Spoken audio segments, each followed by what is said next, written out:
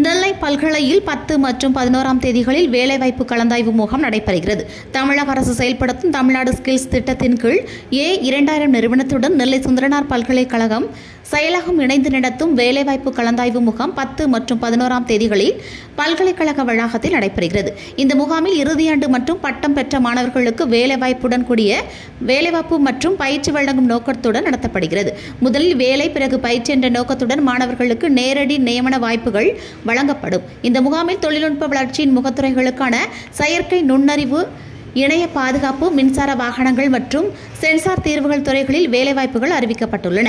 நாட்டில் உள்ள பல்வேறு மாநிலங்களில் மட்டுமல்லாமல் வெளிநாட்டுகளுக்கும் வேலைவாய்ப்பு உள்ளடக்கப்பட்டுள்ளன. மாணவர்கள் இந்த முகாமில் பங்கேற்க 9 மணிக்கு வர வேண்டும். இணையதளத்தில் முன்பதிவு செய்ய வேண்டும் என்ற பல்கலைக்கழகம் நிர்வாகம் தகவல் தெரிவித்துள்ளது.